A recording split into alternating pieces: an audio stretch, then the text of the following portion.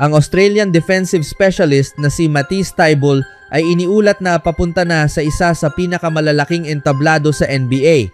Iniulat ni Shams Charania ng ESPN noong Martes na pumayag ang 29-year-old na star ng Boomers sa isang taong kontrata na nagkakahalaga ng $3.3 milyong kasama ang Los Angeles Lakers. Dahil sa paglipat na ito, nagkaroon ng Lakers ng isa pang subok na depensa sa perimeter habang patuloy nilang binabago ang kanilang roster na ngayon ay nakasentro kay Luka Doncic matapos ang pag-alis ni LeBron James. Inaasahang magdadala si Thybulle ng elite na depensa, kakayahang magbantay ng iba't ibang posisyon at maaasahang 3-point shooting sa koponan ni JJ Redick. Dumating si Thybulle sa Los Angeles matapos ang 4 na season kasama ang Portland Trail Blazers dahil sa mga pinsala sa balakang, daliri at tuhod na limitahan siya sa 30 games lamang noong nakaraang season. Ngunit kapag malusog, nananatili siyang isa sa pinakamahusay na defensive wings sa liga. Sa nakalipas na 2 season sa Portland, nagtala siya ng 41.8% shooting mula sa 3-point line. Noong nakaraang season, umabot siya sa 2 steals kada laro na muling nagpakita ng kanyang mahusay na instinct sa depensa.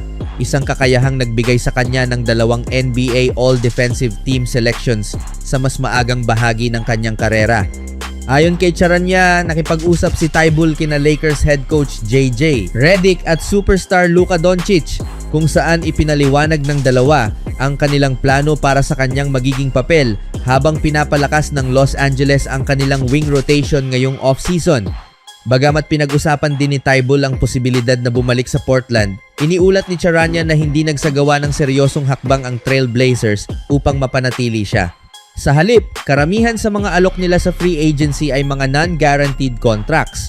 Sinubukan din ng Lakers at Trail Blazers na magkaroon ng sign and trade na kasunduan na sana'y magbibigay kay Thybulle ng mas malaking kontrata, ngunit hindi nagkasundo ang dalawang koponan. Malaking pagkakataon din ang paglipat na ito para sa Australian International.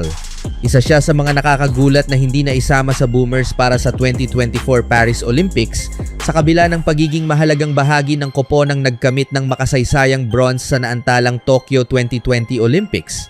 Habang papalapit ang 2027 FIBA World Cup at ang 2028 Los Angeles Olympics, ang pagkakaroon ng mahalagang papel sa isa sa pinakasikat na prangkisa ng NBA ay maaaring maging perpektong pagkakataon para maipakita muli ni Thybulle ang kanyang halaga at makabalik sa pambansang koponan ng Australia.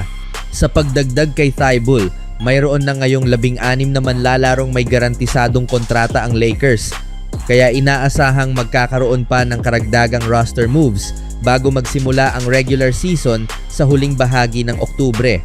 Patuloy ding iniuugnay ang Lakers sa unrestricted free agent na si Jonathan Kuminga, ngunit ayon kay Charania, wala pang malinaw na pag-usad ang usapan sa pagitan ng magkabilang panig. Samantala, noong Lunes, nasungkit ng Golden State Warriors ang kampyonato ng NBA Summer League matapos nilang talunin ang Memphis Grizzlies sa iskor na 94,090 sa Las Vegas. Nagtala si Yaxel Lendeborg ng 21 points, 10 rebounds, 2 assists at 2 steals habang tumira ng 9 of 18 mula sa field at 2 of 6 mula sa 3-point range sa loob ng 32 minutes paglalaro. Isinulat ni Danny Emmerman ng The San Francisco Standard. Sa unang pagkakataon mula noong 2013, kampiyon sa Summer League ang Warriors. Si Yaxel Lendeborg, 21 puntos, 10 rebounds, ang umiskor ng 7 sa huling 10 puntos ng Golden State Warriors. Napakaganda rin ng ipinakita ng C-Dubs point guard na si Davon Smith. Mukhang marami pang magiging masayang tapatan ni Lendeborg at Cam Boozer sa mga susunod na taon. Matapos ang laro, nag-post si Lendeborg sa Instagram at nakakuha ito ng mahigit 25,000 likes sa loob lamang ng 1 oras. Isinulat niya, "Maglaro ka lang, alam mong ginawa ka para dito." Narito ang ilan sa mga komento. The vibes only, bagong mukha ng prangkisa. Nagmumula si Lendeborg sa isang season kung saan tinulungan niyang pangunahan ang Michigan tungo sa pagkapanalo ng National Championship. Tinapos niya ang season na may average na 15.1 points, 6.8 rebounds, 3.2 assists, 1.1 steals at 1.2 blocks bawat laro, habang tumitira ng 51.5% mula sa field at 37.2% mula sa 3-point range sa 40 laro. Tumugon naman si Cam Boozer sa pamamagitan ng pagtatala ng 19 points, 8 rebounds, 4 assists, 2 steals at 4 turnovers habang nag-shoot ng 7 of 17 mula sa field at 3 of 7 mula sa 3-point range. Nagkaroon siya ng dalawang pagkakataon sa mga huling sandali ng laro upang maibigay ang kalamangan sa Grizzlies. Ngunit nabigo siyang maipasok ang tira sa ilalim ng ring dahil sa depensa ni Yaxel Lendeborg. Pagkatapos nito, mintis din siya sa isang maluwag na 3-point shot.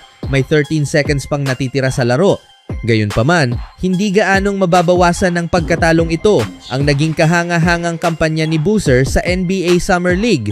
Napunta siya sa Memphis Grizzlies bilang ikatlong overall pick sa NBA draft mula sa Duke at kinikilala bilang isang manlalarong handa ng maging starter sa NBA na may potensyal na maging All-NBA player. Sa kabuuan ng Summer League, lalo lamang pinatunayan ni Boozer ang matataas na inaasahan sa kanya. Sa kanyang 5 nakaraang Summer League games, nagtala siya ng average na 18.4 points, 8 rebounds, 3.6 assists at 1.8 steals bawat laro, habang tumitira ng 46.3% mula sa field at 29.4% mula sa 3-point line. Sa kabila ng pagkatalo noong linggo, sapat pa rin ang kanyang ipinakita upang magbigay ng matinding pag-asa sa Memphis Grizzlies habang isinusulong nila ang muling pagbuo ng kanilang koponan matapos tuluyang magsimula ng bagong yugto kasunod ng pag-alis ni Ja Morant at Jaren Jackson Jr. Maraming tagahanga ang nasasabik kay Lendeborg dahil isa siyang uri ng rookie na maaaring agad makapag-ambag at makipagkumpetensya para sa isang pwesto sa starting lineup. Magkakaroon din siya ng pagkakataong makalaro kasama sina Stephen Curry at Draymond Green.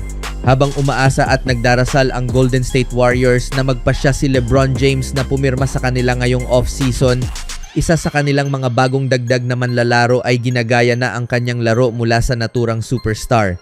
Sigurado akong si LeBron ang pipiliin ko, sinabi ng rookie na si Yaxel Lendeborg kay Nick Friedel ng The Athletic nang tanungin siya kung may partikular bang manlalaro na pinag-aaralan niya habang hinuhubog ang sarili niyang laro.